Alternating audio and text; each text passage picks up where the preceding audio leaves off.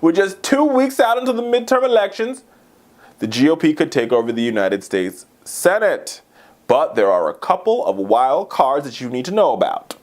Wild card number 1, South Dakota. Nobody ever thought that South Dakota would even be like on the news right now, but indeed it is true. This race is too close to call, but the strange race in South Dakota has only been polled once since the campaign finance reformer and national Democrats decided to spend heavily in the race. That poll by a Republican firm shows that GOP candidate Mike Rounds is ahead of Democrat Rick Weiland by just 4 points. With only 10 days since that poll has been done, nobody really knows what the ads have done. Nobody knows how big this race will play. So that's race number 1. The second thing that could change this is Kansas, right?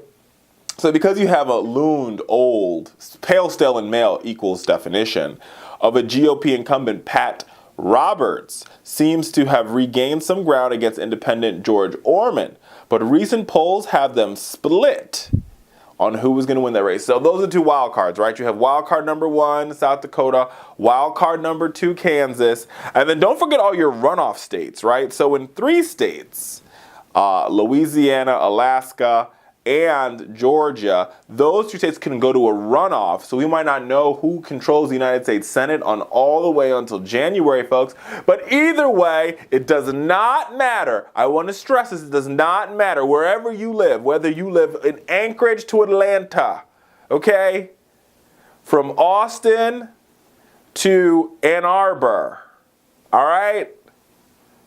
From Anne Arundel to Anaheim. I need you to do one thing for me. First, I need you to go vote early, if you can. If you're still allowed early voting, vote early. Second, I need you to take Fran with you to the polls. And when I say Fran, you know what I mean. Friends, relatives, associates, and your neighbors. And the third thing I need you to do is volunteer on a campaign. Make some phone calls. Knock on some doors.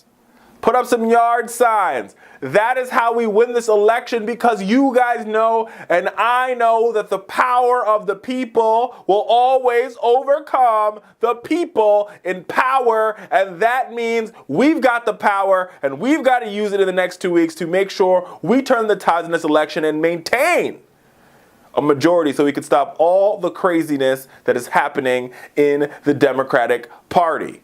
I'm just telling y'all. That's how we fix this problem, America.